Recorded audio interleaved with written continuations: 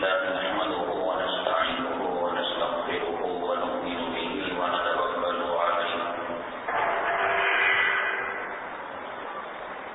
ونعوذ بالله من شرور أنفسنا ومن سيئات أعمالنا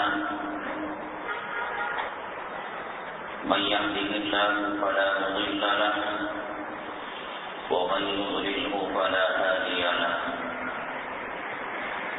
ونشهد أن لا إله إلا الله وحده لا شريك له ونشهد أن سيدنا ومولانا محمدا عبده ورسوله صلى الله عليه وعلى آله وأصحابه وبارك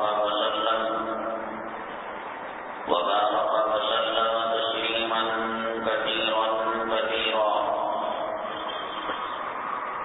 أما بعد فأعوذ بالله من الشيطان الرجيم. بسم الله الرحمن الرحيم. ومن آياته أن خلق لكم من أنفسكم أزواجا لتسكنوا إليها وجعل بينكم مودة ورحمة. قال النبي صلى الله عليه وسلم: من استطاع منكم الباءة فليتزوج فإنه أغض للبصر وأحسن للفرج. أو كما قال النبي عليه الصلاة والسلام: رب اشرح لي صدري ويسر لي أمري واحلل عقدة من لساني يفقهوا قولي. اللهم صل على سيدنا مولانا محمد في أول كلامنا. اللهم صل على سيدنا مولانا محمد في أوسط كلامنا. اللهم صل على سيدنا مولانا محمد في آخر كلامنا.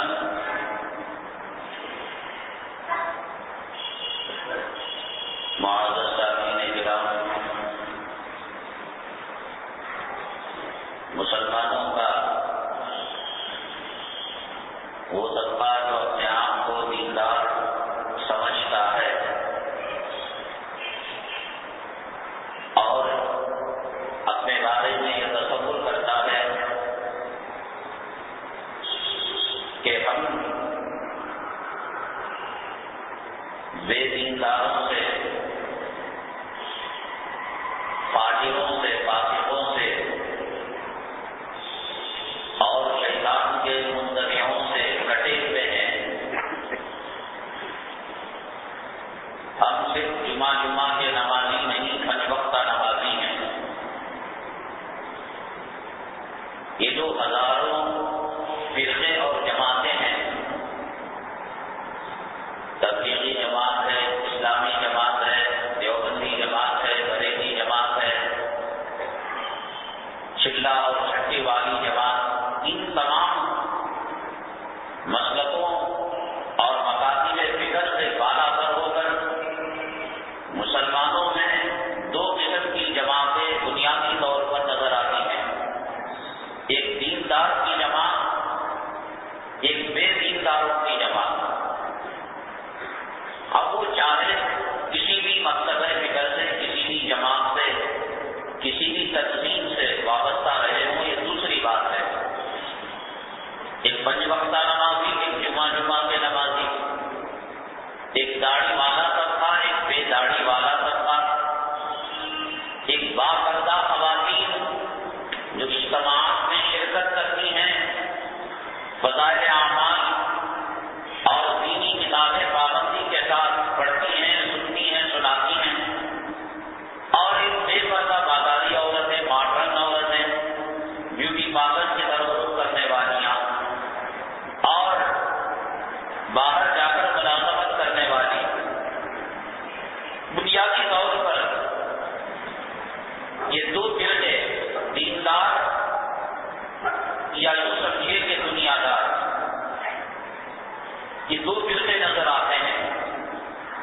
ان میں جو فرقہ اپنے آپ کو دیندار سمجھتا ہے، یہاں دیکھیے ایک طبقہ وہ ہے جمعہ کا اہتمام کرتا ہے، اکرام کرتا ہے، احترام کرتا ہے، اور اپنی مصروفیات کو آگے پیچھے کر کر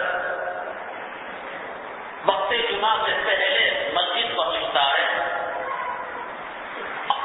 یہ دیندار طبقہ ہے۔ اور اسی مسجد سے لگی ہوئی دکانیں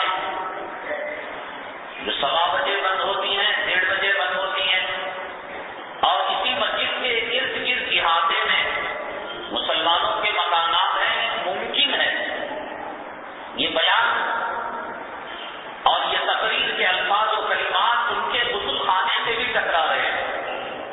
کوئی بیت الخلاء میں رہا ہوگا، کوئی غسل خانے میں ہوگا، وہ غیر دیندار طبقہ ہے۔ 1:30 کے بعد 1:45 میں 2 بجے اور نماز میں آ کر تبکیاں مار کر چلا جانے والا دیندار طبقہ، اس نے دین کو محدود اعمال کے اندر سمیٹ دیا ہے دین کو، اور اس نے اپنی ڈکشنری کے اعتبار سے، اپنے نقطۂ نظر سے اس نے جو دین سمجھا اس پر وہ مکمل عمل پیرا ہے۔ تلاوت کلام پاک ہے، تہجد ہے، اوامین ہے، اشراق ہے، اور چاش کی نماز ہے، جمعہ کا اہتمام ہے، سورہ کہف کی تلاوت ہے، سورہ واقعہ پڑھ، یہ سب کر رہا ہے۔ اور ہر آدمی میں اپنی ایک عادت ہے، وہ کہتا ہے کہ تمام کام تو کر رہا ہوں، ایک کام اگر ہو جائے مجھ سے تو اس میں کیا فرق پڑے گا؟ رشوت کھانے والا انہی دینداروں کی بات، رشوت کھا رہا ہے، بقیہ سارے اعمال کر رہا ہے۔ چٹ فنڈ چلانے والا چٹ فنڈ چلا رہا ہے اور بقیہ سارے اعمال وہ کر رہا ہے۔ بیوی کو ستانے والے بیویوں کو ستا رہے ہیں، حق تلفی کر رہے ہیں، سمجھتے ہیں داڑھی ہے، نماز ہے، روزہ ہے، تقویٰ ہے، ایک احساس ہے اس کو کہ میں برائی کر رہا ہوں، ایک برائی ہے۔ داڑھی بڑھانے والا سارے اعمال ہیں، کہتا ہے کہ ایک برائی ہے، اس کی اصلاح ہو جائے گی، بقیہ اور لوگوں کے مقابلے میں وہ بے نمازی ہے، میں نمازی ہوں، اور وہ حرام خور ہے، میں حلال خور ہوں، وہ 2 بجے آتے ہیں، میں 12:30 بجے 11:30 بجے آتا ہوں۔ یہ کہہ کر بہت بڑا طبقہ اپنی ڈکشنری کے اندر ہر ایک خود اپنے گریبان میں جھانک کر دیکھے تو اس کے اعمال اسے ملیں گے۔ بیوی کا غلام یہ سمجھتا ہے ایک بیوی کی غلامی سے کیا ہو جائے گا، فجر کی نماز قضا کرنے والا ایک فجر کی نماز کے قضا سے کیا ہو جائے گا، اور لون لینے والا ساری زندگی اعمال حسنہ سے اور نیکیوں سے بھری پڑی ہے، ذرا مجبوری میں لون لے لیا، اس سے کیا ہو جائے گا، سارے اعمال ہیں۔ ایک اپنی بیوی کو کال سینٹر بھیج رہا ہے، کہہ رہا ہے کہ بھائی میں پرہیزگار ہوں، دیندار ہوں، میں کسی کے گھر پر ڈاکہ تھوڑی نہ ڈالتا ہوں، میں کسی کی غیبت نہیں کرتا، چوری نہیں کرتا، چلو آج جوانی ہے، حسن ہے اور یہ دکھے جانے کے لائق ہے، کل جب اس کے چہرے پر جھریاں پڑ جائیں گی اور آنکھ کے حلقے سیاہ ہو جائیں گے، گھر میں بٹھا لوں گا، ایک ہی تو خرابی ہے، ہر ایک خرابی کے اندر ڈوب رہا ہے، مر رہا ہے، اور تکیہ کیے ہوئے ہے اپنے بقیہ اعمال میں۔ ایک آٹو رکشا ڈرائیور ہے، میں تہجد بھی پڑھتا ہوں، اشراق بھی پڑھتا ہوں، اوامین بھی، بیوی کا حق بھی ادا کرتا ہوں، سب کچھ کرتا ہوں، ذرا میٹر میں نے گڑبڑ کر لی، ذرا میں نے اونر کا حق 2 دن جو ہے اس کو کرائے دینا تھا آٹو کے، وہ باقی میں نے ایک ہی تو ہے بس، بقیہ آئینے کے سامنے میرا چہرہ دیکھو، صحابہ کے چہرے کی طرح، لباس دیکھو اولیاء کے لباس کی طرح، نماز کی پابندی دیکھو، پیران پیر کی طرح ذرا وہ معاملہ ہے. ہر ایک کی ڈکشنری کے اندر ایک ایک بات ہے. میرے میں بھی ہے, آپ میں بھی ہے, عورتوں میں ہے, مردوں میں ہے, اور سب اس کی طرف نگاہ کیے بغیر اپنے اعمال کو دیکھ کر تکیہ کیے ہوئے ہیں کہ اللہ تعالیٰ جب ترازو کے اندر تولے گا تو علماء کہتے ہیں فَأَمَّا مَنْ ثَقُلَتْ مَوَازِينُهُ فَهُوَ فِي عِيشَةٍ رَاضِيَةٍ. جب نام اعمال میں ترازو کا نیکیوں کا پلڑا بھاری ہوگا, وہ دنیا کے کیلکولیٹر سے کیلکولیشن سے حساب کتاب کرتا ہے. نماز, روزہ, زکات, حج بیت اللہ, صدقہ, خیرات, مسجد کی تعمیر کے لیے چندہ, اپنے گھرانے کے یتیم, اور یہ تو وہ کیلکولیشن کرتا ہے کہ 90/9 اعمال حسنہ ہیں. ذرا جو روگی غلامی ہے, ذرا بیوی کو بے پردہ بھیجتا ہوں, ذرا چٹ فنڈ چلاتا ہوں, ذرا فجر کی نماز میری قضا ہو جاتی ہے, ذرا کلام پاک کو بغیر تجوید کے پڑھ لیتا ہوں, ذرا جمعہ کے اندر کاروبار کر لیتا ہوں, کوئی حرام کام تھوڑی نہ کرتا ہوں. مجھے یہ بتائیے, اللہ نے ہمیں کتا نہیں بنایا, خنزیر نہیں بنایا. خنزیر پاخانہ کر کر جب چلا جاتا ہے اور خنزیر کا پاخانہ سوکھ جاتا ہے ہوا لگ کر اور دھوپ لگ کر, راؤنڈ مار کر آ کر خود اس کے پاخانے کو سوکھتا ہے کہ یہ کھانے کی چیز تو تھی. اللہ نے کہا کہ تم انسان ہو, بنو آدم ہو, کتے کی نسل, سور کی نسل نہیں ہو. تو عقل ہے نا, سمجھ ہے. ایک درخت زمزم کا پانی, جنت کے پانی سے قیمتی پانی, اور اس زمزم کے پانی میں اگر کوئی پیشاب کا ایک قطرہ ڈال دے, میں آپ کے منروا واٹر کی بات نہیں کر رہا ہوں, کاویری پانی کی بات نہیں کر رہا ہوں, جان بوجھ کر میں نے زمزم کا لفظ استعمال کیا. کائنات میں اور زمین و آسمان میں اس سے قیمتی پانی حوض کوثر کے علاوہ اور کوئی نہیں بنا. اللہ کے حبیب پاک آقا دو عالم جناب محمد رسول اللہ صلی اللہ علیہ وسلم کے سینے کو شق کیا گیا اور آپ کے سینے مبارک کو غسل دیا گیا, تو اللہ تعالیٰ نے اسی پانی کو استعمال کیا. کائنات میں اس سے اللہ کی مخلوق میں اور قیمتی پانی ہوتا, اللہ تعالیٰ وہ پانی بھیجتے. بڑا قدرت کا کرشمہ ہے یہ, اللہ کی دین ہے. آپ حج بیت اللہ کے لیے تشریف لے جا رہے ہو, آپ کے اہل و عیال میں کوئی جا رہا ہو, وصیت کریں, تاکید کریں, اسی میں جیے, اسی میں مرے, اسی کو استعمال کرے, اور کھانے کے بعد, کھانے سے پہلے جتنا ہو سکتا ہے. حدیث پاک میں آقا دو عالم جناب محمد رسول اللہ صلی اللہ علیہ وسلم نے ارشاد فرمایا کہ مومن زمزم کے پانی سے سیراب نہیں ہو سکتا. یعنی یہ نہیں کہہ سکتا کہ اب میری پیاس, میری طلب ختم ہو گئی.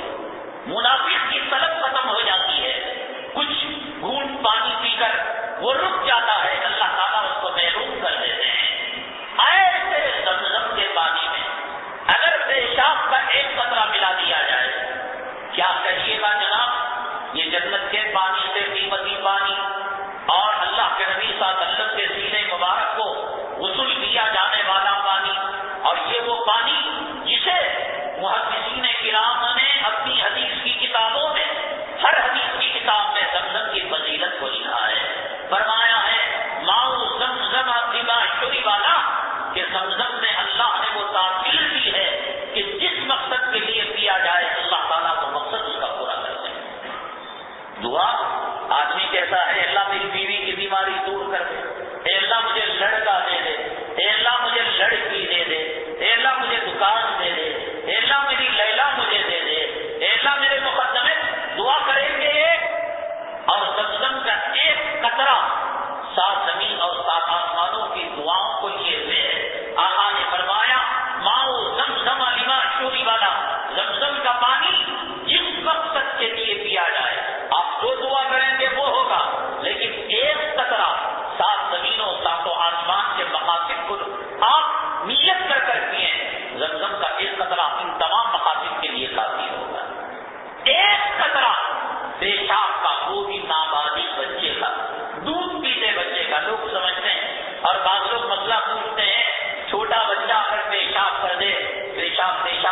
کوئی آدمی اس کو پی لیتا ہے.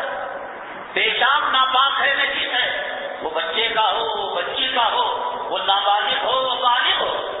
چلو آپ کے تصور کے اعتبار سے نجاست میں ہلکے درجے کی نجاست ہے. اس زمزم کے ڈیم کے اندر اور ڈرم کے اندر ایک قطرہ اگر پیشاب ڈال دیا جائے، کیا کہیں گے جناب کہ اتنا زمزم جو جنتی پانی سے قیمتی ہے وہ غالب آئے گا یا ایک قطرہ پیشاب کا وہ زمزم پر غالب آ جائے گا؟ کیا دستور ہے اللہ کا؟ کیا قانون ہے اللہ کا؟ کئی من کی بریانی پک رہی ہے اور پانی کھٹ کھٹ کھول رہا ہے. 7 من کی بریانی ہے، 8 من کی ہے، پانی پکایا جا رہا ہے، ایک چھٹکنی اس کے اندر گر رہی ہے. اتنی ساری چیزیں پاکیزہ طاہر اور صاف شفاف آپ نے ڈالی، تو یہ پاک چیزیں ناپاک پر غالب آئی یا ناپاک چیز پاک چیز پر غالب آئی؟ ظاہر سی بات ہے کہ ناپاک چیز پاک چیز پر غالب آ جاتی ہے. یہ اللہ کا دستور ہے اور یہ اللہ کا قانون ہے. ایک آدمی کو اللہ نے 100 سال کی حیاتی کی، اس نے حج کیے، عمرے کیے، طواف کیے اور اعتکاف کیا، روزے رکھے اور گناہوں سے بچتا رہا.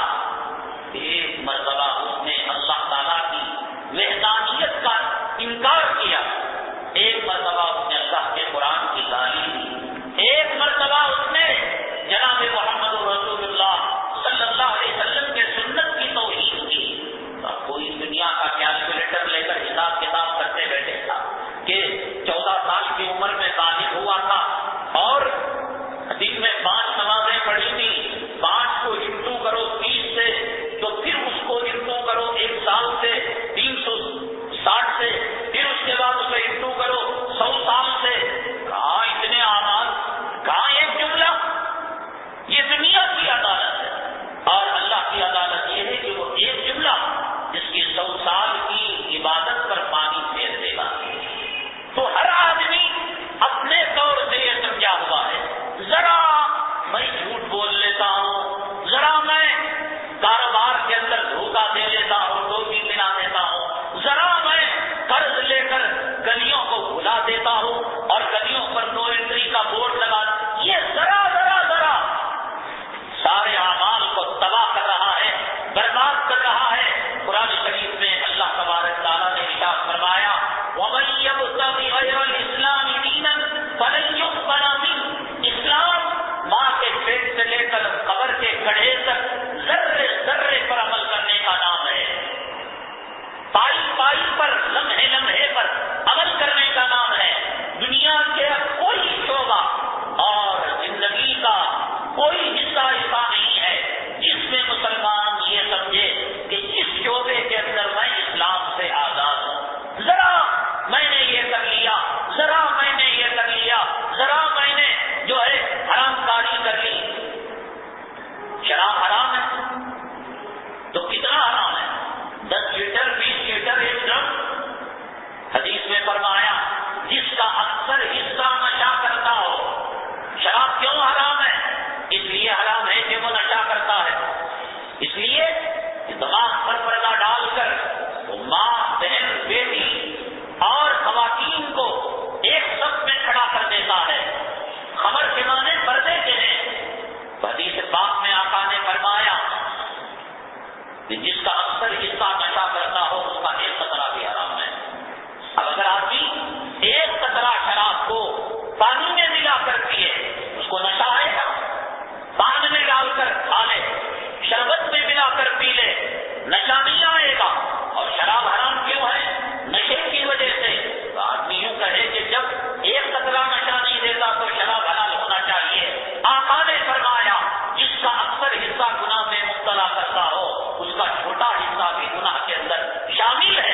ایک قطرہ شراب بھی شراب ہے اور ایک قطرے کا بھی وہی گناہ ہے جو شرابی فلٹر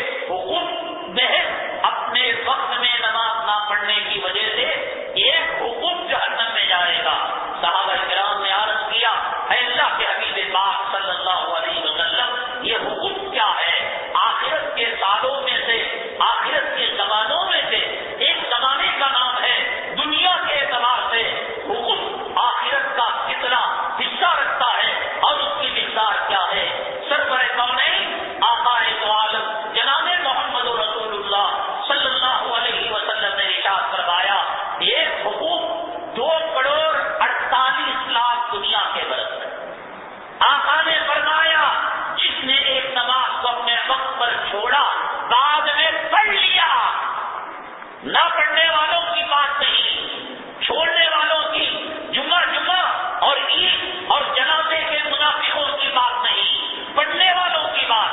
پڑھ رہا ہے لیکن وہ جماعت کو چھوڑ کر قضا کر کر بعد میں پڑھ رہا ہے۔ فرمایا 2.88 کروڑ برس جہنم کے اندر، اور ایک روایت میں 1 کروڑ لکھا ہے، 1 کروڑ بھی اگر مانا جائے معمولی مدت۔ دنیا کی آگ، جہنم کی آگ کو 70 مرتبہ پانی سے دھونے کے بعد دنیا کی آگ بنی ہے۔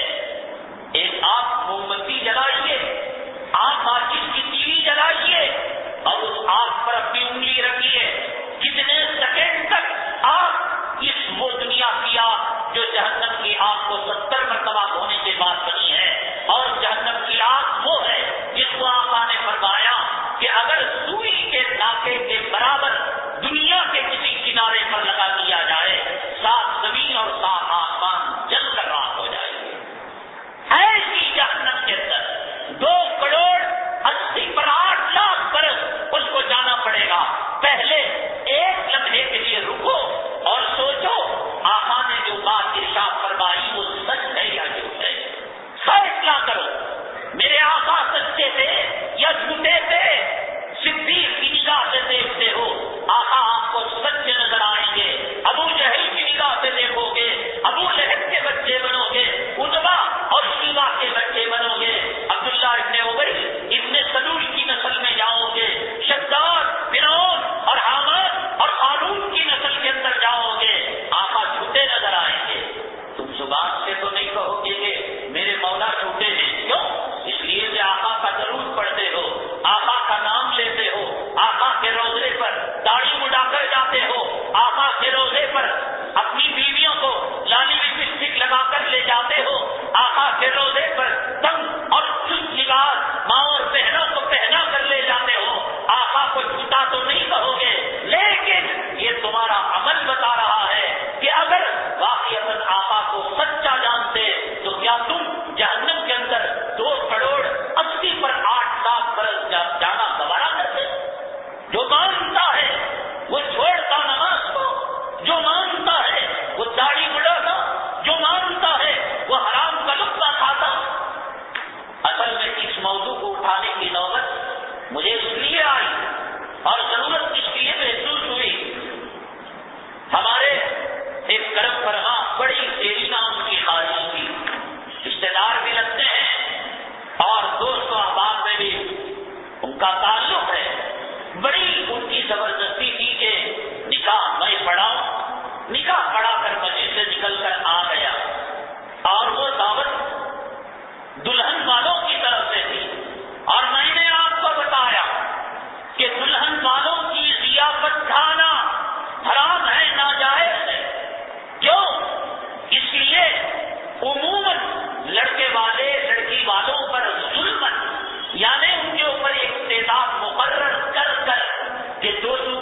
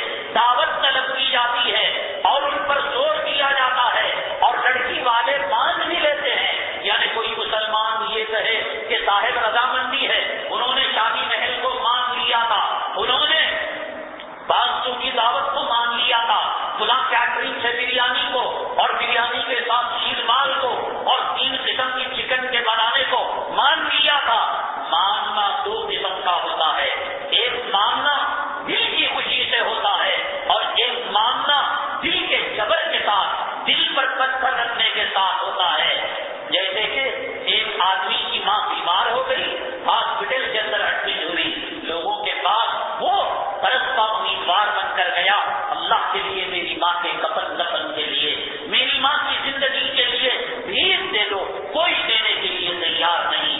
آخر کار مجبور ہو کر وہ ماروڑی کے پاس گیا اپنی بیوی کا مان لے کر۔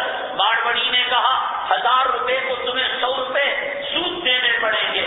اس نے اگریمنٹ پر دستخط کر لیے، یہ دستخط تو کر لیے، لیکن یہ جانتا ہے کہ میں نے علماء سے سنا ہے کہ سود کے اندر ملوث ہونے والا، ماں کے کپڑے نکال کر ماں کے ساتھ بلاکار کرنے والا، ماں کی آبرو لوٹنے والا ہے۔ مولا تو جانتا ہے کہ میں نے در در لوگوں کے پاس گیا، میں بھیک مانگا، میرے دامن کو ان کے سامنے کشادہ کیا، میں نے پگڑی کو ان کے قدموں کے اندر رکھا، جبرن تم سے مانگ لیا۔ یہ رضامندی دل کی خوشی کے ساتھ نہیں ہے۔ ایک آدمی کے بچے کو پولیس پکڑ کر لے گئی ناحق کیس بنانے کے لیے اور خامخواہ اسے جیل میں ڈالنے کے لیے، اور جب ماں باپ گئے تو انہوں نے کہا کہ آپ 50,000 روپے دے دیجیے۔ سودا طے ہوتے ہوتے 15-20 ہزار روپے پر سودا طے ہو گیا، لیکن آپ مجھے بتائیے یہ 15-20 ہزار روپے تھانے دار کو جو دے رہا ہے اور پولیس افسر کو جو دے رہا ہے، وہ خون کی کمائی، وہ حلال کی کمائی دل پر چٹان رکھ کر یہ کہہ کر دے رہا ہے اے اللہ یہ جبرن تو دے رہا ہو، اس کے موت کا ساز و سامان بن جائے، یہ ہاسپٹلوں میں لگ جائے، یہ نرسنگ ہوم دیتے نہیں دیتے بچوا مانگ لیا تھا۔ ایسے ہی ماننا ہے لڑکی کے ماں باپ کا، ایسے ہی ماننا ہے لڑکی کے رشتے داروں کا، وارثوں کا۔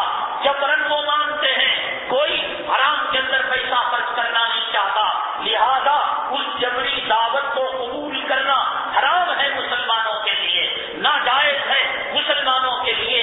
کئی مرتبہ مسلمانوں نے، علماء کرام نے اس مسئلے کو امت کے سامنے رکھا اور اس مسئلے کا حل نکالنے کے لیے علماء کرام نے کہا کہ اگر کھانا ہے کتوں کی طرح، ہڈیاں چبانا ہی ہے، تو کہا کہ لڑکے کو ولیمہ کرے، بجائے لڑکی والوں کی طرف سے ضیافت کے ولیمہ کرے۔ حالانکہ ولیمے کے اندر مکمل مستحب یہ ہے کہ میاں بیوی کے ملاقات کے بعد ولیمہ کیا جائے، لیکن اس فتنے کے سد بات کے لیے کہ لڑکی والوں پر ظلم ہو رہا ہے، زیادتی ہو رہی ہے اور لڑکی والوں پر جبر کیا جا رہا ہے، اس فتنے کے سد بات کے لیے علماء نے کہا کہ میاں بیوی کی ملاقات کے بغیر خطبہ نکاح کے متصل بعد ولیمہ کرنا شوہر کے لیے، مرد کے لیے جائز ہے۔ اس کے باوجود آج ہزاروں گھرانے جو حرام کا روپیہ کماتے ہیں، باوجود یہ کہ لڑکے والے کہتے ہیں کہ صاحب نہیں تمہاری دعوت کی ضرورت نہیں، ہم ولیمہ کریں گے، لیکن یہ اپنے حرام مال کے نام و نمود کے لیے اور اس کی ریاکاری کے لیے، اور یہ کہہ کر کہ سماج میں ہماری ناک کٹ جائے گی۔ ہم نے پہلی 2 بچیوں کی دعوت کی تھی، اگر تیسری بچی کی دعوت نہ کریں گے بچی کے دل میں کیا آئے گا؟ 2 بچیوں کے لیے ہم نے بھیک دیا تھا، تیسری بچی کے لیے بھیک نہ دیں، ہماری بچی کے دل میں کیا بات آئے گی؟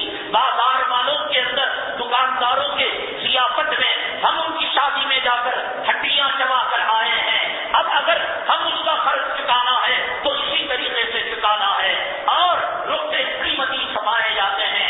ایک فروٹ کے تاجر جو کسی زمانے کے اندر بھیک منگا تھا، فٹ پاتھ کے اندر سڑے ہوئے کیلوں کے چھلکے کھایا کرتا تھا۔ اللہ تعالیٰ کا نظام ہے دنیا میں، اللہ تبارک تعالیٰ دنیا دینے کے لیے دین کو معیار اور اتھارٹی نہیں بنایا ہے کہ ہم اگر تمہیں دنیا دیں گے تو داڑھی رکھنا پڑے گا، ہمیں تم کو دنیا دینا ہے، نماز پڑھنا پڑے گا۔ اللہ نے دنیا کے لیے جو ہے دین کو اتھارٹی نہیں بنایا۔ من کان یرید حرث الدنیا نؤتیہ منہا، میرے اللہ نے کہا کہ جو دنیا چاہے گا ہم دیں گے۔ ہم نے قارون کو دیا ہے، ہم نے شداد کو دیا ہے، ہم نے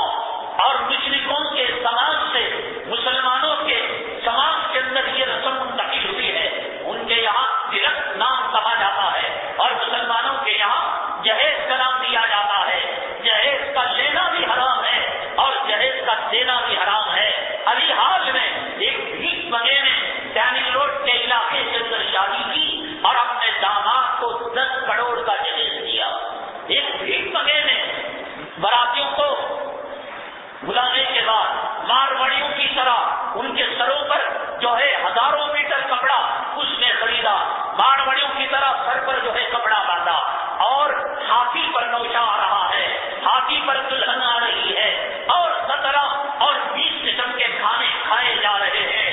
مسلمانوں، تمہارے تقوی کا امتحان اعتکاف کی حالت میں نہیں، حج کی حالت میں نہیں کہ جب تم لبیک اللہم لبیک کہتے ہو، جب تم احرام بن کر اپنے آپ کو وقت کے حسن بصری اور کوئی رنڈی اپنے آپ کو رابعہ بصریہ کہلاتی ہے۔ میں یہ کہتا ہوں کئی برس ہو گئے، بلکہ کئی سال ہو گئے مجھے شادی محلوں کے اندر قدم رکھے ہوئے، اور میرا اپنا ایک دستور ہے کہ یہ عنوان چل جانے کے بعد اس عنوان پر دوبارہ میں کہنا مناسب نہیں سمجھتا کہ بعد لوگ یہ کہیں گے اسے بڑے عنوان کو بار بار کہا جا رہا ہے۔ شادی کے تعلق سے تفصیلی بیان جو ہے کئی جمعہ کے اندر، قصوں کے اندر میں نے امت مسلمہ کے سامنے اس کے حقائق رکھ دیے کہ شریعت کون سی شادی چاہتی ہے، امت اس شادی کے اندر مبتلا ہے، لیکن میں نے کہا کہ اس شادی کے اندر جا کر میری آنکھیں پھٹی کی پھٹی رہ گئی اور میرا دل رونے لگا، خون کے آنسو آنکھوں سے نکلنے لگے۔ کیا یہ وہی امت ہے کہ جس پر یہود ٹوٹ پڑ رہے ہیں، جس کے لیے نصارہ دشمن ہے، جس کے لیے آقا نے فرمایا کہ بھوکوں کی طرح دسترخوان پر ٹوٹ کر اس امت کو جو ہے اس کا شیرہ کا بکھیرنے والے ہیں؟ آج شادی کی محفل مسلمانوں کے تقوی کو پہچاننے کی کا معیار ہے، ترازو ہے، یہ مسجدیں نہیں، یہاں چیوی صوفی بن جاتے ہیں، یہ نماز کی کیفیت نہیں، یہ تلاوت کی کیفیت نہیں، یہ حج بیت اللہ کی ارکان کی ادائیگی نہیں۔ چور، اچکے، بدماش، رشوت خور، حرام خور، زانی، شرابی، کبابی سب لبیک اللہم لبیک کہتے ہیں۔ پتا تو اس وقت چلے گا جب لبیک کہے اور آسمان سے میرا اللہ فرشتوں کو بھیج کر کہے لا لبیک ولا سعدیک، اے کمینے، کس نے تجھے کہا ہندوؤں کی سرزمین کو چھوڑ کر میری پاک سرزمین کو ناپاک کرنے کے لیے؟ کس نے تجھے کہا کہ گنگا جل کو، پوتر کو، پانی کو چھوڑ کر میرے زمزم کو گندا کرنے کے لیے؟ پتا تو اس وقت لگے گا کہ دنیا میں کوئی ایسا ریسیور آ جائے، کوئی ایسی قوت سماعت آ جائے کہ لبیک کے جواب کے اندر فرشتوں سے لا لبیک ولا سعدیک۔ آج سعودی مملکت عربیہ نے ایک شرط لگائی ہے، 5 سال کے اندر عالم کے مسلمان دوبارہ حج نہ کریں۔ سعودی مملکت عربی اسلامی مملکت ہے، اور وہاں جتنے فیصلے صادر کیے جاتے ہیں بڑے بڑے کبار علماء کے رائے مشورے سے کیے جاتے ہیں۔ بعض فیصلے مقصد فکر کے اختلاف کی وجہ سے اور مسلک کے اختلاف کی وجہ سے ٹکراتے ہوں، یہ الگ بات ہے، لیکن عموماً 99% فیصلے ان کے شرعی بنیادوں پر ہوتے ہیں۔ وہاں عدالت میں اللہ کے قرآن اور جناب محمد رسول اللہ صلی اللہ علیہ وسلم کی روایتوں کو بنیاد بنایا جاتا ہے۔ وہاں جو وکیل ہوتا ہے وہ عالم باللہ، متقی اور پرہیزگار ہوتا ہے۔ وہاں جو جج ہوتے ہیں حرمین شریفین کے ائمہ ہوتے ہیں، یہ جو سدیس ہیں امام مکہ، یہ جو شریم ہیں، اور یہ جو دیگر ائمہ ہیں یہ حذیفی ہیں، اور یہ دیگر جو ہے مسجد نبوی صلی اللہ علیہ وسلم کے ائمہ ہیں، یہ اپنے اپنے پرانی عدالتوں کے یہ جج ہیں، منصف ہیں۔ میں نے آپ کو کئی مرتبہ بتایا کہ اگر ہیرو ماننا ہو، اگر کائنات کے انسانوں میں کسی کو مقتدا ماننا ہو، پیشوا ماننا ہو، دنیا کے چماروں اور دنیا کے حرام خوروں کی نقل کیا کرتے ہو؟ کعبے کے پاس کھڑے ہو کر جو اللہ کی تکبیر بیان کرتا ہے، کعبے کے پاس کھڑے ہو کر جو اللہ کا قرآن پڑھتا ہے، مسجد نبوی صلی اللہ علیہ وسلم کے محراب میں کھڑے ہو کر چند قدم کے فاصلے میں میرے آقا کائنات کے مولا جناب محمد رسول اللہ صلی اللہ علیہ وسلم اپنے روضہ مطہرہ کے اندر باحیات ہیں، وہاں پر کھڑے ہو کر اللہ کا قرآن پڑھ رہا ہو، میں یہ سمجھتا ہوں کائنات میں ان سے بڑا کوئی اللہ والا نہیں ہے، جو آقا کو اپنا قرآن سنا رہا ہے، آقا کو اپنی نماز سنا رہا ہے، اللہ کے کعبے کے پاس اللہ کا ہاتھ جس کو حجر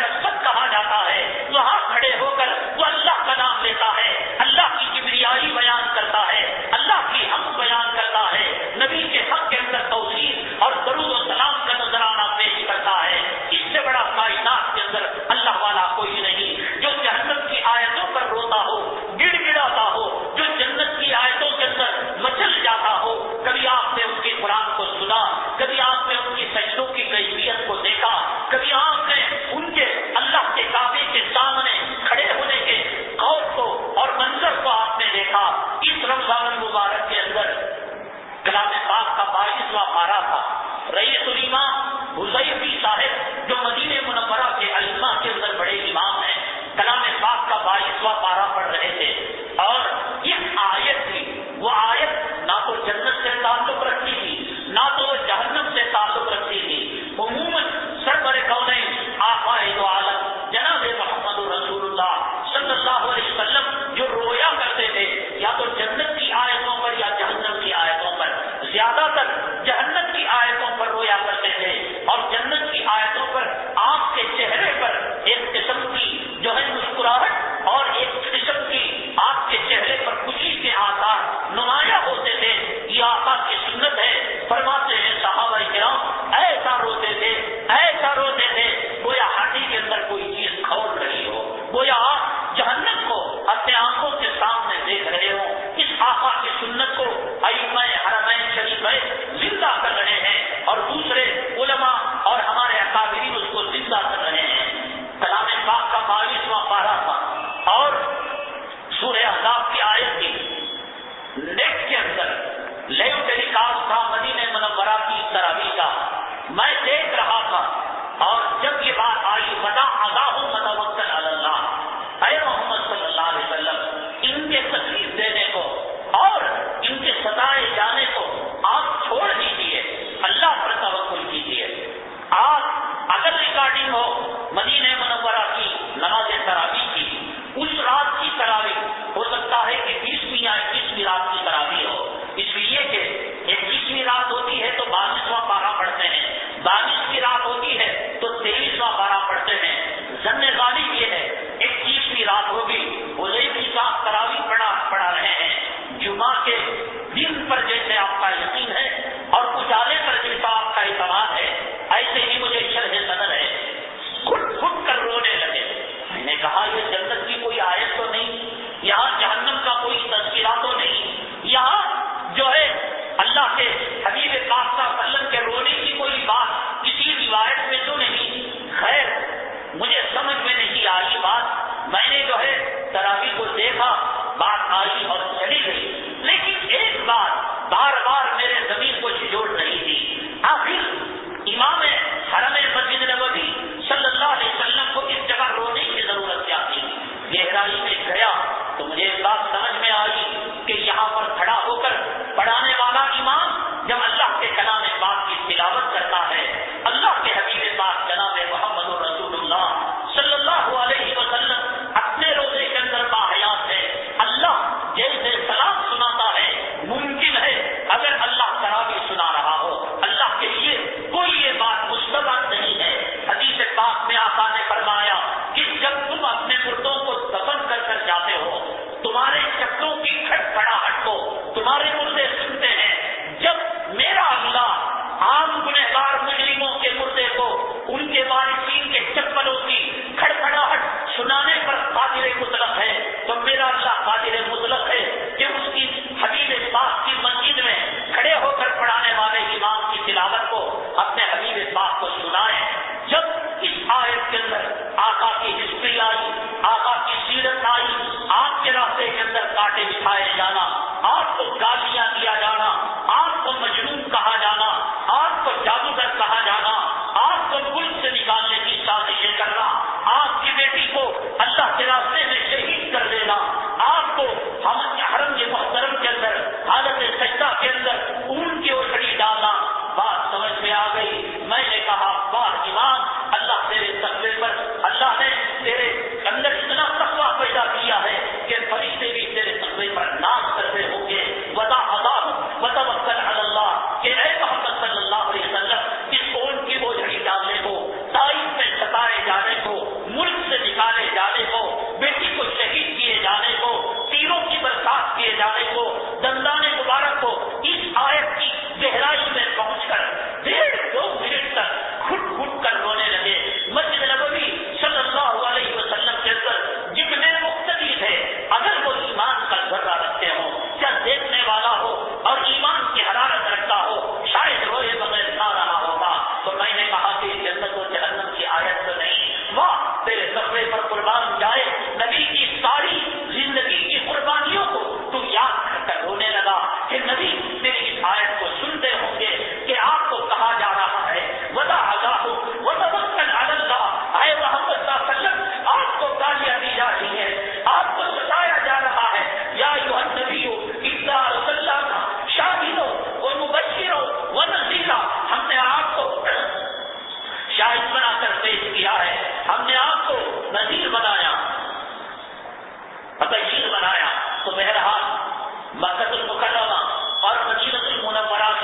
جو فیصلے لیے جاتے ہیں وہ قرآن و حدیث کے روشنی کے اندر لیے جاتے ہیں.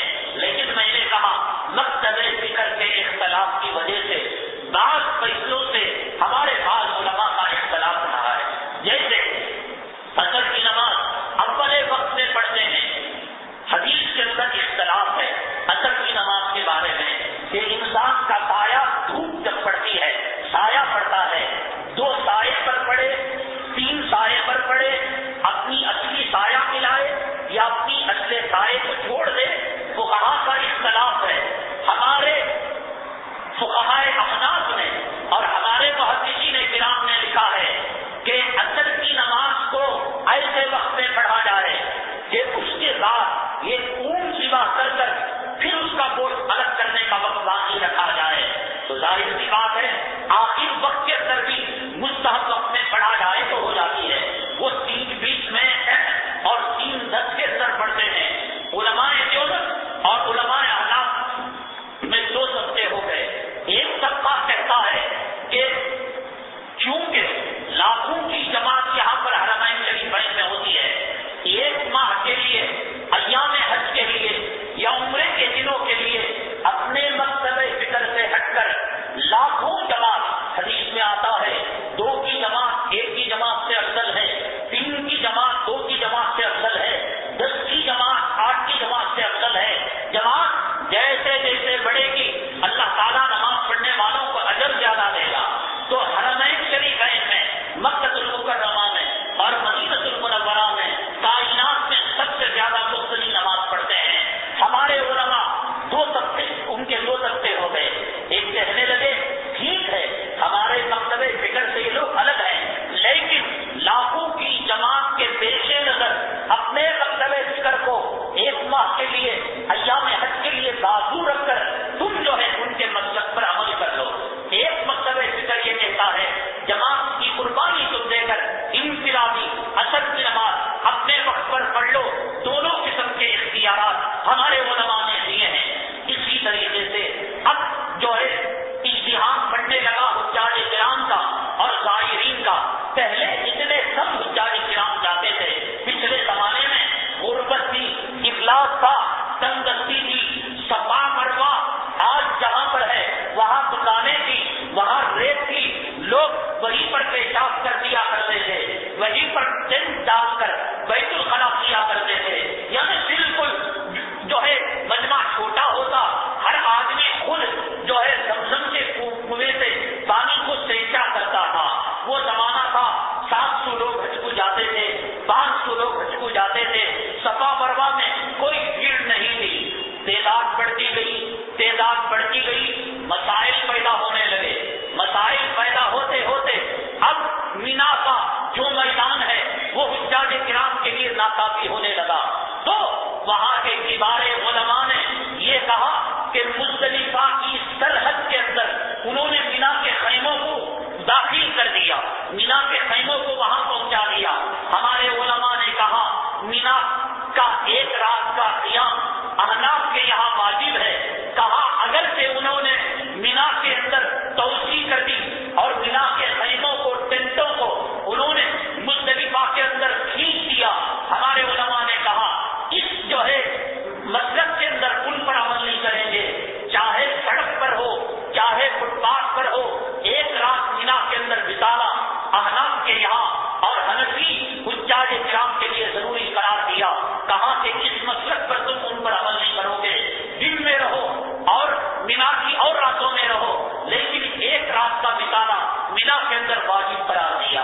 اسی طریقے سے صفا مروا کے اندر جو صحیح ہوتی تھی اور وہ صحیح وہاں جانے نکل جاتی تھی، دم گھٹ جاتا تھا، بالخصوص جب صفا مروا میں صحیح ہوتی اور فوراً نماز کے لیے کھڑے ہوتے. یہ حبشی لوگ، یہ پاکستانی موٹے جھاٹے لوگ ایسے سب بناتے، نہ عورت کو دے دے نہ کمزور کو دیکھتے، وہ پیروں تلے روندا جاتا، کسی کی جان نکل جاتی. تو اب انہوں نے یہ کیا کہ صفا مروا کے اوپر انہوں نے 3 فلور بنائے، پھر چھت پر صحیح کرنے کی انہوں نے جو ہے وہاں پر جو ہے انتظام صحیح کرنے کا انتظام کیا. ہمارے علماء نے کہا ٹھیک ہے یہ کر سکتے ہیں، اس لیے کہ مسجد اللہ کی 7 زمین نیچے بھی ہے اور 7 آسمان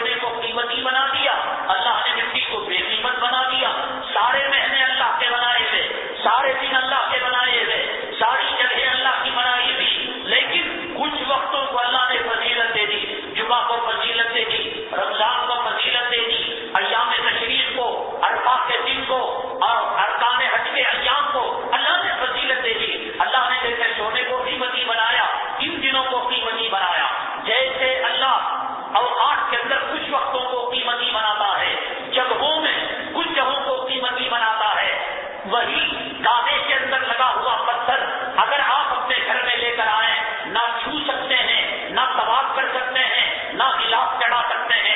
یہی پتھر اگر کعبے میں لگ جائے وہاں آپ اس کا طواف کریں گے. یہی پتھر اگر نبی کے روضے کی جالی میں لگ جائے وہ متبرک ہو جائے گا. یہی کپڑا ہمارے کفن کو لگے گا، کوئی چھینے کے لائق نہیں سمجھے گا. یہی کپڑا کعبے کا غلاف بنے گا، لوگ اسے چھو کر بوسا دیں گے. یہ اللہ کی مرضی ہے کہ اللہ مٹی سے جو ہے استنجا کا پتھر بنا دے اور اللہ تعالیٰ مٹی سے بادشاہ کے شراب کا پیالہ بنا دے. یہ اللہ کی مرضی ہے. صفا مروا کی جو تاکید ہے، حضرت حاجرہ رضی اللہ تعالیٰ عنہ، حضرت اسماعیل علیہ السلام جب پانی کے لیے اور بھوک کے لیے تڑپے اور آپ حضرت حاجرہ آئی تو صفا اور مروا کے درمیان انہوں نے 7 چکر لگائے. ایک چکر جانے کا اور دوسرا چکر آنے کا. صفا سے مروا جانے کا ایک چکر، پھر مروا سے صفا آنے کا دوسرا چکر. اس وقت ہمارے جو بڑے تھے علماء اکابرین نے حضرت حاجرہ علیہ السلام جتنے جگہوں کے اندر گئے، حدیثوں کو سامنے رکھ کر، تاریخ کو سامنے رکھ کر، پچھلی کتابوں کو سامنے رکھ کر اس کی چک بندی کی. چوڑائی کے اندر، لمبائی کی کوئی بات نہیں. دیکھیے حرم کے اندر نماز ہوتی ہے اور حرم کی ایک رکعت 1 لاکھ کے برابر ہے. آپ مطاف میں پڑھیں تو بھی 1 لاکھ کے برابر. آپ تیسری چھت کے اندر جائیں 1 لاکھ کے برابر. آپ گراؤنڈ فلور کے اندر پڑھیں 1 لاکھ کے برابر. آپ جمعہ میں آئے، اس جو ہے آپ یہاں ہال کے اندر بیٹھے ہیں تو آپ کو وہی جمعہ کی فضیلت. ایک کبے کی ٹھون مارنے والا چپل خور حرام خور 2 بجے آ کر چپلوں کے پاس فٹ پاتھ پر 2 ٹھونگے مار کر جاتا ہے. فقہا کہتے ہیں کہ جمعہ اس کی بھی ہو جاتی ہے. یہ نہیں کہ صرف آپ کی ہوئی، جمعہ اوپر تک، جمعہ نیچے تک اور جمعہ ٹوٹنے تک جمعہ ہو جاتی ہے. اسی طریقے سے صفا مروا کی جو ہے ہمارے علماء کرام نے اونچائی میں نیچائی میں تحقیق نہیں کی. جیسا مسجد عرش تک مسجد ہے، 7 زمینوں کے نیچے مسجد ہے، تو ایسے ہی صفا مروا 7 زمین نیچے بھی صفا مروا ہے. اہم ترین مسئلہ ہے آپ کے جو ہے رفقا میں اور آپ کے شناسہ میں حج بیت اللہ کے لیے جائے. یہ جو جدید مسئلہ پیدا ہوا ہے یہ مسئلہ آپ ان کو بتائیں اور اللہ تعالیٰ آپ کو توفیق دے اور اس وقت یہ مسئلہ یاد آ جائے تو آپ کا حج بھی صحیح ہوگا اور انشاءاللہ آپ کا عمرہ بھی صحیح ہوگا. تو انہوں نے کیا کیا، صفا مروا ایک حال تھا، بیچ میں معصوم لوگوں کی گاڑیاں چلنے کے لیے انہوں نے حصہ بنایا تھا. دائیں ہاتھ کی طرف جاتے تھے اور سیدھے ہاتھ کی طرف آتے تھے. یہ چکر انہوں نے بنائے تھے. بھیڑ زیادہ ہو گئی، ازدحام زیادہ ہو گیا تو صفا مروا کو انہوں نے یعنی جتنی چوڑائی تھی اس چوڑائی کو صرف جانے کا بنا دیا. آنے کے لیے اتنا ہی بڑا حصہ انہوں نے باہر سے بنا دیا. تو ہمارے علماء کرام نے کہا کہ جنت البقیع جس کی فضیلت ہے اس کی ایک حد ہے، مدینہ منورہ جس کی مٹی کی خاصیت ہے اور جس کے بارے میں آتا ہے کہ شیطان ان حدود کے اندر نہیں آ سکتا تو اس کی لمٹ ہے، اس کا بارڈر ہے. حکومت کا بارڈر بنانا اور ہے. حدیث کے اندر آقا نے جو بارڈر بنایا، احد کا پہاڑ، وہاں پہاڑ سے پہاڑ ملا ہوا ہے، ایک پہاڑ دوسرے سے، دوسرا تیسرے سے. اب اگر کوئی تیسرے پہاڑ کو جا کر وہاں کے کنکر اٹھا لے اور اٹھا کر یہ کہے کہ صاحب یہ احد کے پہاڑ کا تیسرا بچہ ہے، پوترا نوانا ہے، پہاڑ کو لگا ہوا ہے. آقا نے اس کی حد بیان کی. بدر کا میدان اس کی حد بیان کی. مدینہ منورہ کی سرزمین کے جس پر اللہ کے حبیب پاک صلی اللہ علیہ وسلم نے فضیلتیں بیان کی اس کی حد بیان کی. جنت البقیع جس میں دفن ہونے کے لیے کئی بشارتیں ہیں، اس کی ایسا نہیں کہ بھائی لاکھوں مردے ہیں سارے مدینے کو جنت البقیع بنا دیا، ایسا نہیں کر سکتے. ریاض الجنہ ہے اور لوگوں کی بھیڑ بڑھ رہی ہے، چلو اور بڑھا دیا اور بڑھا دیا اور بڑھا دیا. سفید قالین جتنے حصے میں ریاض الجنہ ہے اتنے حصے میں پہلے ڈالے جاتے تھے. اب دیکھا کہ لوگ ٹوٹ پڑ رہے ہیں اور پرانے پر پیر رکھ کر لوگ ریاض الجنہ میں جا رہے ہیں، نمازی کو پھلانگ کر جا رہے ہیں. انہوں نے لوگوں کو بیوقوف بنانے کے لیے سفید قالین وہ لوگوں نے سمجھ رکھا ریاض الجنہ کی نجاتی، خوب بچھا لیا، جاؤ مرو پڑو، ہم کیا کر سکتے ہیں. تو ظاہر سی بات ہے ریاض الجنہ کو بڑھانے کا اختیار مملکت سعودی عربیہ کو نہیں ہے. جنت البقیع کو بڑھانے کا اختیار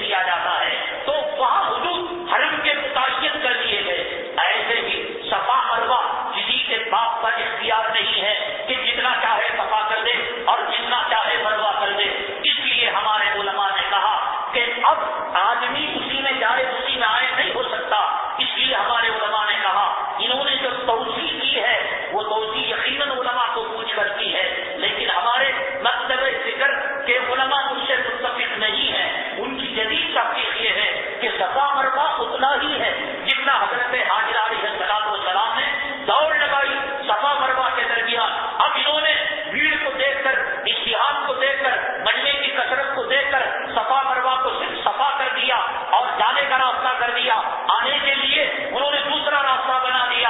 ہمارے علماء نے کہا بچنے کے لیے ایک کام کرنا چاہیے کہ صفا میں بیچ بیچ سے، یعنی جب جائے تو بیچ بیچ سے جائے اور آئے تو ادھر کی دیوار پکڑ کر آئے، تاکہ اصل راستے کے زیادہ وہ قریب ہو جائے۔ یہ اہم مسئلہ ہے۔ اگر آپ نے اس جھوٹ کا استعمال کرتے ہوئے، جواب دار تو وہ علماء ہوں گے اور حرمین شریفین کے خدام اور وہاں کے ذمہ دار مفتیان کرام ہوں گے، لیکن اللہ نے ہمیں بھی سمجھ دی ہے، اللہ نے ہمیں بھی جو ہے کچھ جو ہے ہم گھاس نہیں کھاتے، ہم پیشاب نہیں پیتے۔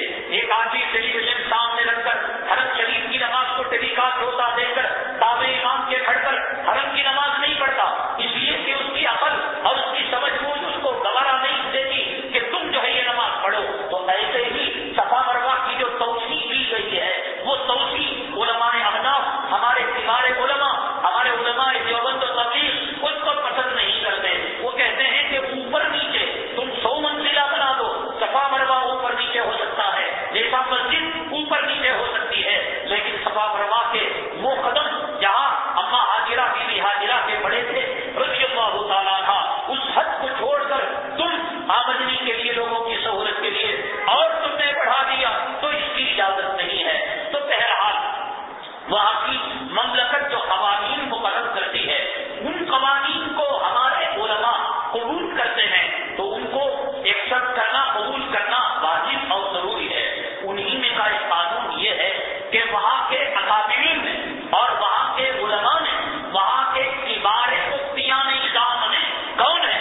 ائمہ حرمین شریفین، مسجد نبوی صلی اللہ علیہ وسلم کے ائمہ اور امام حرم، ائمہ حرمین، یہ بیٹھ کر ڈسیشن لیتے ہیں۔ انہوں نے ڈسیشن دیا اس اجتماع کو، اتحاد کو کم کرنے کے لیے، حدیث پاک کو سامنے رکھ کر کہ اللہ کے حبیب پاک جناب محمد رسول اللہ صلی اللہ علیہ وسلم نے ارشاد فرمایا کہ جو صاحب حیثیت 5 سال میں ایک مرتبہ اللہ کے کعبے کا طواف نہ کرے، اللہ کے کعبے کی زیارت نہ کرے، حج بیت اللہ نہ کرے، آقا نے فرمایا کہ وہ بخیل اور کنجوس ہے۔ اس قسم کی روایتوں کو جس میں 5 سال کا عدد آقا نے ارشاد فرمایا، وہاں کے کبار مفتیان کرام اور کبار علماء نے متفقہ فیصلہ لیا ہے کہ کائنات کے مسلمان 5 سال سے پہلے حج کرنا وہاں کی مملکت اس کو اجازت نہیں دیتی۔ اور میں نے آپ کو مسئلہ بتایا کہ مملکت کے وہ قوانین جس کو فقہائے احناف نے قبول کیا، کچھ مسئلوں کو قبول کیا، اثر کی نماز کے مسئلے کو قبول کیا، اور مدینہ منورہ کی میقات کو قبول کیا، حدود حرم کو قبول کیا، جنت البقیع کی تحدید کو قبول کیا، لیکن یہ جو مینا کی تحدید ہے اس کو قبول نہیں کیا، اور صفا مروہ کی توسیع ہے اس کو قبول نہیں کیا۔ اس مسئلے کو ہمارے علماء نے قبول کر لیا ہے کہ 5 سال میں ہمارے جو مسلمان ہیں وہ صرف ایک مرتبہ حج بیت اللہ کرے۔ اب حج کیا ہو فیشن ہے، ہر سلام کرنے والا دوسرے جواب دینے والے کیا بھی ایک بار حج کو گئے نہیں؟ یہ حج کرنا ہوا یا یہ کہ ریاکاری ہوئی، دکھاوا ہوا، یا یہ کہ اپنے نام کے ساتھ الحاظ کا لقب لگا کر اپنی عزت کو بڑھانا ہوا؟ حکومت مملکت عربیہ سعودیہ جس کے کبار علماء مفتیان نظام نے فتویٰ دیا اور اس فتوے کو ہمارے علماء نے ایکسپٹ کر لیا، اور بنیادی ضرورتوں کی وجہ سے آپ دیکھیے کہ بھیڑ بہت زیادہ ہوتی ہے۔ اس حدیثوں کی بنیاد پر اب جو آدمی 5 سال سے پہلے وہ مدرسے کا ناظم ہو، وہ جو ہے محتمیم ہو، وہ مسجد کا امام ہو، علماء نے کہا کہ 5 سال سے پہلے حج بیت اللہ کے لیے جانا اللہ کی رضامندی کو توڑ کر وہ جانے والا ہے، اور حج کمیٹی کی طرف سے فارم آتا ہے، اقرار لیا جاتا ہے، اس میں میں حلفیہ بیان دیتا ہوں کہ یہ جو حج کر رہا ہوں میں، اس حج سے پچھلے 5 سالوں کے درمیان میرا کوئی حج نہیں ہوا۔ حج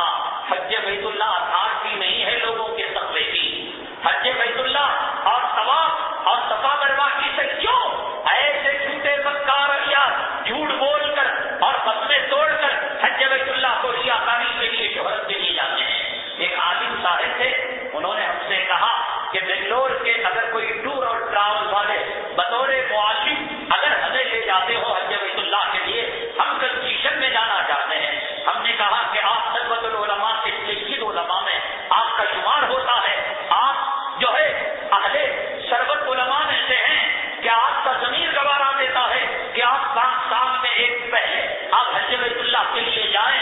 انہوں نے برجستہ انہوں نے جواب دیا، ہر آدمی گناہ کرتا ہے، اس گناہ کا سبب اس کے پاس ہوتا ہے، اس گناہ کی علت اس کے پاس ہوتی ہے۔ فاتحہ دلانے والے کو کہو کہ صاحب یہ شرک کا کام ہے، یہ بدعت کا کام ہے، تو اس کا وہ حوالہ دیتا ہے، یا جی ہماری اماں کو ایصال ثواب کرنا حرام کیا، ہمارے بابا کو جہنم سے نکال کر جنت میں بھیجنا حرام کیا۔ ایک جگہ ایک تبلیغی جماعت گئی اور وہاں 11ویں شریف کی دعوت تھی، اور وہاں کندوری کے یہ جو فاتحہ کی دعوت، رجب کے کنڈوں کی دعوت تھی، ان میں کے ایک صاحب نے ہمیں فون کیا اور مسئلہ پوچھا، 11ویں شریف کی دعوت کھانا حلال ہے حرام ہے، اور یہ پھول کی فاتحہ کی دعوت کھانا حلال ہے حرام ہے؟ ہم نے کہا حرام ہے، آپ بس جائیے۔ انہوں نے کہا اگر ہم نہ جائیں اللہ کے دین کو ان تک کون پہنچائے گا؟ ہر آدمی 11ویں کھانے والا، چہلم کھانے والا اپنے پاس ایک دلیل رکھے ہوئے ہے، مہدوی کے پاس ایک دلیل ہے، قادیانی کے پاس ایک دلیل ہے، اور قبر کے مجاوروں کے پاس، قبر پرستوں کے پاس ایک دلیل ہے۔ قبر کی پوجا کرنے والے کہتے ہیں کہ حضرت یوسف علیہ السلام کو ان کے بھائیوں نے کیا سجدہ نہیں کیا؟ کیا پیغمبر کو جب بھائیوں نے سجدہ کیا اس زمانے کے پیغمبر کو، تو اس زمانے کے اولیاء کو جو پچھلے پیغمبروں سے ان کا اونچا مقام ہے، کہ جب ان کے قبول کا سجدہ نہیں؟ ہر ایک اپنی دلیل دیتا ہے، اپنا جواب پیش کرتا ہے۔ تو اس عالم صاحب نے برجستہ جواب دیا کہ اگر علماء نہ جائے ان کی رہبری کے لیے، نہ ان کا حج صحیح ہوگا، نہ ان کا عمرہ صحیح ہوگا۔ کیا ان کو کوئی نہیں بتا سکتا؟ ایک دنیا میں سنے تنہا آپ ہی معلم رہتے، حج کو سدھارنے والے رہتے، کئی غریب بیچارے علماء ہیں، ان کو بھیجیے، وہ رہبری کریں گے۔ ہر ایک اپنی دلیل بناتا ہے۔ اللہ کی رضامندی، اللہ کی خوشنودی مقصود نہیں ہے، بلکہ ایک دل کی بھڑاس نکالنا ہے۔ کوئی نماز پڑھ کر نکال رہا ہے، کوئی داڑھی رکھ کر نکال رہا ہے، کوئی مسجد بنا کر، گنبد بنا کر، کوئی مینارے بنا کر، کوئی قبرستان کی چٹ بندی کر کر، کوئی غریبوں کو کھانا دے کر، کوئی جہیز کے اندر رقم دے کر، کوئی کتوں کی طرح شکرانے کی دعوت کر کر، اور کوئی جو ہے براتیوں کا گھوڑوں پر، کتوں پر، گدھوں پر سواگت کر کر۔ یہ دین کیا ہے؟ اپنی خواہشات کا بکرا ہے کہ اس کا کان موڑو تو مڑ جاتا ہے، اس کی آنکھ میں تیر ڈالو تو چپ جاتا ہے، اس کا پیر توڑو تو ٹوٹ جاتا ہے۔ بیوی کے سامنے کوئی آنکھ دکھائے تو بیوی جھاڑو کا کٹا اٹھا لیتی ہے، اور بیگم کے سامنے کوئی مرائے تو بیگم جو ہے بیگن اٹھا لیتی ہے۔ یہ دین ہے صاحب سستا کہ آپ حج پر حج کرو، عمرے پر عمرہ کرو، حرام پر حرام کرو، جھوٹ بول کر جاؤ، چٹ فنڈ لے کر جاؤ، قرضے ڈبا کر جاؤ، 11ویں کھا کر، 12ویں کھا کر، اور پھول کی فاتحہ کھا کر یہ کہو کہ دین ان تک کون پہنچائے گا۔ اور جتنے مسلمان یہ جانور کے کپورے کھا رہے ہیں، کپورے حرام ہے، جیسے سور کتا حرام ہے، کپورے حرام ہے، اور کھا رہے، اور کسی عالم سے آج تک فتویٰ انہوں نے پوچھنے کی نوبت محسوس نہیں کی۔ بہرحال جب اس شادی کے اندر گیا، جیسے ایک پکا موحد، یوں سمجھیے کہ خانہ کعبہ کا خالی، خانہ کعبہ کے مطاف کے اندر وہ مطاف صاف کرنے والا، اور ہمیشہ کعبے کو دیکھنے والا، حجر اسود کو دیکھنے والا، اللہ کے بول سننے والا، اگر اس کو اجمیر شریف کی مزار کے پاس لے کر چلا جائے، آپ نے بھی محسوس کیا ہوگا کہ آپ اگر موحد ہیں، آپ قبر کے پجاری نہیں ہیں، آپ قبر والے ماحول کے پاس جب چلے جاتے ہیں، سفر میں گئے آپ، راستے کے اندر جو ہے مزار آئی، ناگور کی مزار آئی، اجمیر کی مزار آئی، نظام الدین کی مزار آئی، ایک طرف نظام الدین مرکز ہے اور دوسری طرف حضرت نظام الدین اولیاء رحمت اللہ علیہ کا مزار مبارک۔ میرے رب کی قسم تم انصاف سے بتاؤ کہ وہ جو تاریخ حال ہے، نظام الدین کی بنگلہ والی مسجد ہے، اس مسجد میں آپ کو سکون ملے گا، یا وہاں پھولوں کی چادر، وہاں اونٹ کی خوشبو، وہاں لائٹوں کی جگمگاہٹ، وہاں عورتوں کے، میرے رب کی قسم یوں لگے گا کہ آپ انگاروں پر اپنے تلوے رکھ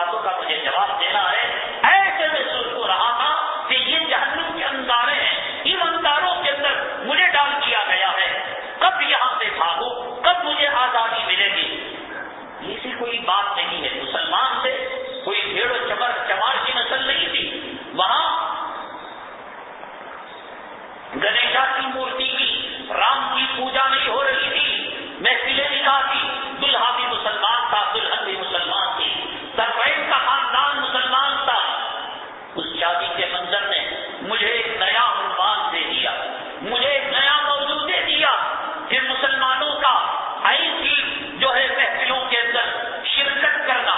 یہ دیندار طبقہ جو یہاں پر ہمیں دیندار نظر آتا ہے، حالت احرام میں حاجی نظر آتا ہے، طواف کے اندر متوف نظر آتا ہے، مذہب میں صحیح کرنے والا نظر آتا ہے، عرفہ میں قیام کرنے والا نظر آتا ہے، رمضان میں معتکف اور صائم نظر آتا ہے، کلام پاک سامنے رکھ کر کلام پاک پر تلاوت کرنے والا، ایسے ہزاروں سینکڑوں افراد جن کے چہرے پر کوئی بل نہیں، بالکل زنزناتے آزادی کے ساتھ آخر کیسے ان جہنم کے انگاروں پر ان کے قدم تھے اور وہ اس کو برداشت کر رہے تھے.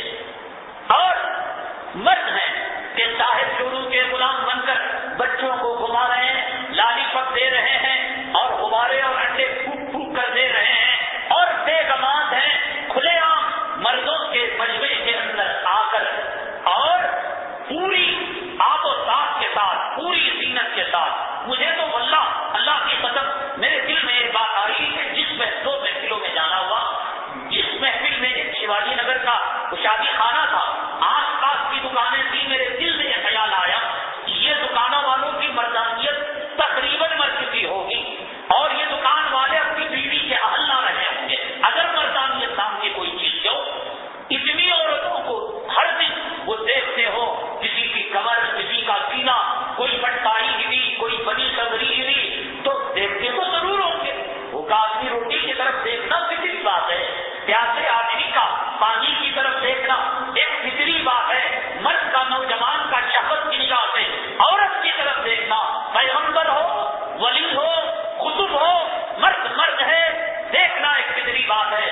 اتنی عورتوں کو دیکھتے ہوں گے ان کی شہوت یہیں پر ختم ہو چکی ہوگی. اور شاید یہ آس پاس کے جو دکان والے ہیں جن کے پاس آ کر یہ کولڈ ڈرنکس پیتے ہیں، پان چباتے ہیں، بچوں کو چاکلیٹ یہ لے کر دیتے ہیں، تب ایسے گھرانے والوں کو اپنی بچیاں نہ دینا، اس لیے کہ تمہاری بچی کے لائق یہ جمعی داماد نہیں ہو سکتا. وہیں پر دیکھ دیکھ کر اس کی شہوت پوری ہو چکی ہوگی. یہاں جب رمضان آتا ہے علماء میٹنگ کے لیے بیٹھتے ہیں کہ رمضان کے لیے عورتوں کا مسجد میں جانا کیسا ہے، تراویح پڑھنا مکروہ ہے، بیان سننا مکروہ ہے، اور مسجدوں کے اندر اعتکاف کرنا حرام ہے، فلاں ہے. میں نے کہا وہ علماء جو بغل میں دفتر مار کر 500,000 روپے کے لیے ان محفلوں کے اندر جا کر خود میں نکاح پڑھاتے ہوں گے، ان کو یہ زانیہ اور یہ رنڈی عورتیں نظر نہیں آئی. اس کے لیے کوئی فتویٰ نہیں نکلا اور اس کے لیے کوئی مجلس نہیں بیٹھی اور اس کے لیے کوئی بیٹھک نہیں ہوئی. واللہ اللہ کی قسم کہتا ہوں مجھے اس کی قباحت، کراہت اور اس کی جو ہے بدکاری کے بارے میں قطعاً کوئی علم نہیں تھا. ان شادیوں میں میں خود اپنے اقربا اعزاء کے شریک نہیں ہوتا تھا، اپنے گھر والوں کو کسی کے ذریعے بھیج کر تاکہ رشتہ داری کا حق جو ہے پورا ہو جائے اور ان کو گلا نہ رہے. اس بات میں تو خود نہیں جاتا، اگر جاتا تو محفل نکاح میں جاتا، اپنے گھر والیوں کو بھیج کر، بچوں کو بھیج کر رشتہ داری کا حق ادا. لیکن اب میں اس نتیجے پر پہنچا ہوں کہ یہ رشتہ داری ٹوٹ جائے، یہ خاندان کی موتیاں اور تجویز کے دانے بکھر جائیں، اب تو حرام ہے اس عورت کا اس محفل میں قدم رکھنا، ان بچوں کا اس محفل میں قدم رکھنا جن کے اندر یہ چیزیں ہو رہی ہیں. اللہ کے حبیب پاک آقا دو عالم جناب محمد رسول اللہ صلی اللہ علیہ وسلم کی زوج مطہرہ اما عائشہ صدیقہ رضی اللہ تعالی عنہا، جنہوں نے نبی کے آدھے علم کو اپنے سینے میں رکھ کر امت منتقل کیا. جو صحابہ میں اختلافی مسائل پیدا ہوتے، اما عائشہ کے پاس آ کر اس مسئلے کا حل صحابہ کرام نکالا کرتے تھے.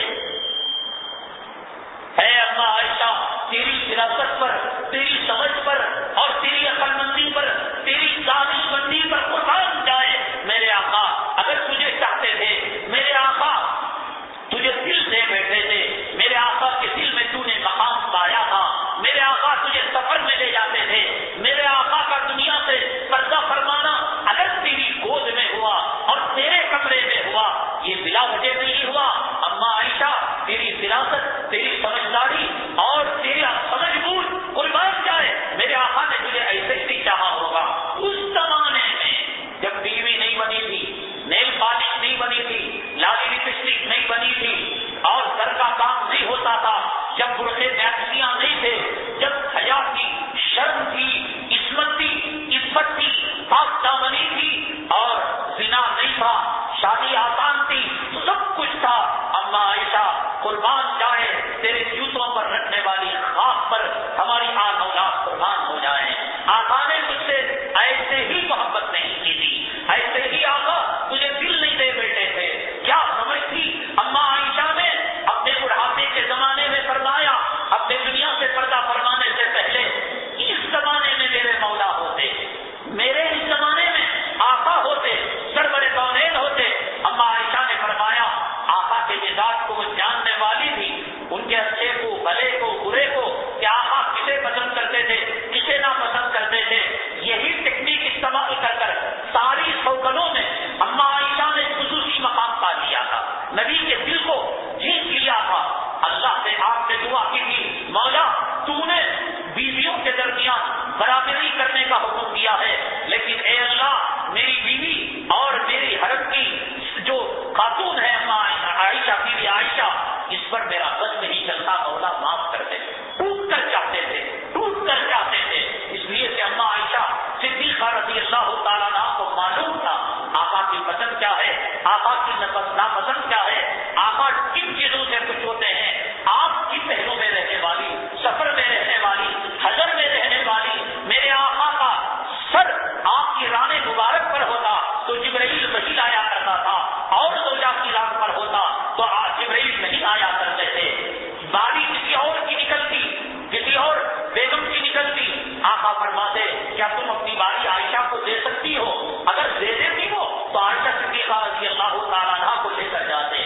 یہ وہ عائشہ صدیقہ رضی اللہ تعالیٰ عنہ جن کی برات اور جن کی صفائی کے بارے میں اللہ نے کلام پاک میں آیتیں نازل کی، وہ اما عائشہ صدیقہ فرماتی ہیں میرے اس زمانے میں میرے مولا، میرے آقا، میرے سرتاج، سرور کونین آقا نامدار جناب محمد رسول اللہ صلی اللہ علیہ وسلم حیات ہوتے، آپ نے فرمایا اما عائشہ نے ضرور میرے آقا، میرے مولا عورتوں کو مسجد میں نماز میں شرکت سے منع کر دے۔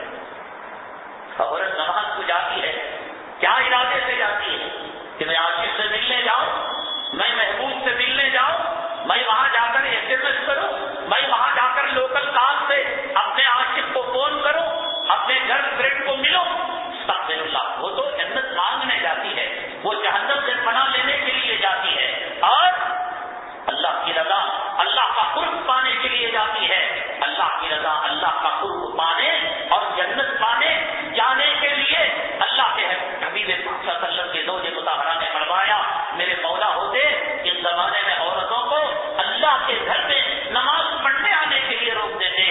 اس روایت کو سامنے رکھ کر آج کی عورتیں نمازی، بے نمازی، دیندار، مولوی، تبلیغی، داڑھی مڈے، یہ جو تم نکلتے ہیں شادی محلوں میں بن کر، سنور کر، ڈھک کر، اور ان کی جو کیفیت ہوتی ہے اس کیفیت کو اللہ کے لیے سامنے رکھو۔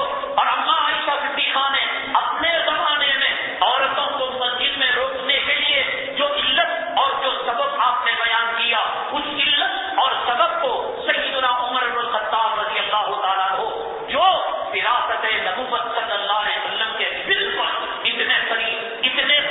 اتنے قریب تھے کہ آقا نے فرمایا لو کان باقی نبی لکان عمر، اگر جو ہے نبوت کا دروازہ کھلا رہتا اللہ حضرت عمر کو نبی بنا دیتے۔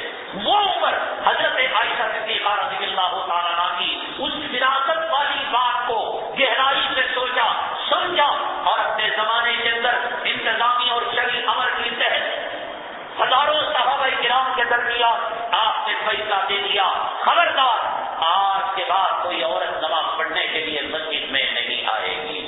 حضرت عمر کا یہ فیصلہ ہزاروں صحابہ کرام کے سامنے، کئی ازواج مطہرات کی حیات تھی، نبی کریم صلی اللہ علیہ وسلم کا خاندان تھا، وہ غلط فتوے کو برداشت کرنے کے عادی نہیں تھے، حق کے لیے جان دینے والے اور باطل کو مٹانے کے لیے شہید ہونے والے سب کا موجود تھا، خیر القرون کا زمانہ تھا۔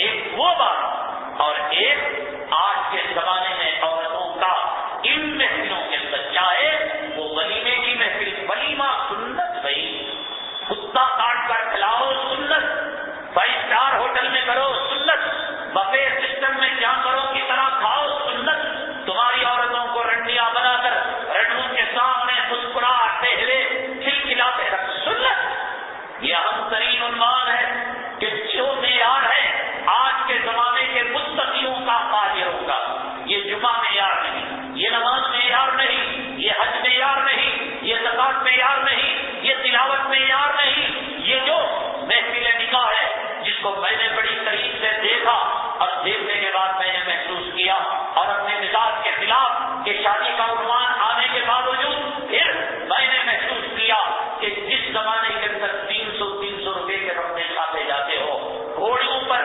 کتوں پر، ہاتھیوں پر مسلمانوں کی بارات آتی ہو، 2 لاکھ کا ایسی فنکشن ہال لیا جاتا ہو، جہاں 10 کروڑ کا جہیز لیا جاتا ہو، جہاں 20 قسم کے کھانے کھائے جاتے ہو، کیا ایک نیکوکار گھرانے کا کوئی فرد ان شادیوں کے اندر شرکت